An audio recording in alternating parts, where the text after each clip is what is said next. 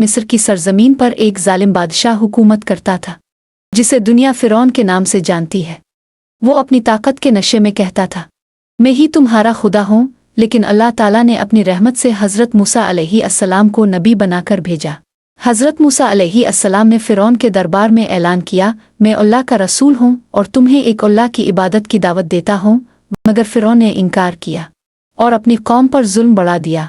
जब जुल्म हद से बढ़ गया तो अल्लाह ताला ने हज़रत मूसा अलैहिस्सलाम को हुक्म दिया, अपनी कौम को लेकर मिस्र से निकल जाओ। रात की तारीकी में हज़रत मूसा अलैहिस्सलाम बनी इसराइल को लेकर निकले, लेकिन सुबह होते ही फिरौन को खबर मिली और वो अपने लश्कर के साथ ताकुब में निकल खड़ा हुआ। आगे वसी समंदर था और पीछे फिरौन का लश्कर। बनी इसराइल खौफजदा हो गए और कहने लगे, ए मूसा, हम तो फंस गए हैं।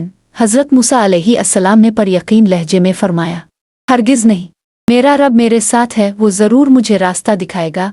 अल्लाह ताला ने वही फरमाई, ए मूसा, अपनी लाठी समंदर पर मारो। हज़रत मूसा अलैहिस्सलाम ने जैसे ही अपनी लाठी समंदर पर मारी, पानी फट गया, दोनों तरफ पहाड़ों की तरह खड़ा हो गया और दरमियान में खुश्क रास्ता बन गया।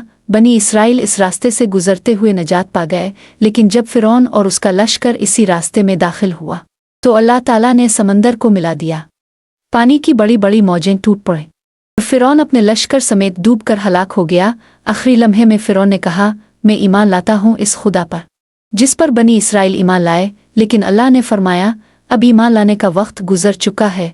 यूं अल्लाह ताला ने हज़रत मूसा अलैहिस्सलाम और बनी इसराइल को नजात दी और फिरौन को हमेशा के लिए इबरत बना दिया। ये वाक़या हमें सिखाता है कि जब इंसान अल्लाह पर भरोसा करता है तो वो अपनी कुदरत से नामुमकिन को भी मुमकिन बना देता है। और अगर आपको ये वाक़या पसंद आया हो तो इसे लाइक करें, अपने दोस्तों के साथ शेयर करें और हमारे चैनल को सब्सक्राइब ज़रूर करें।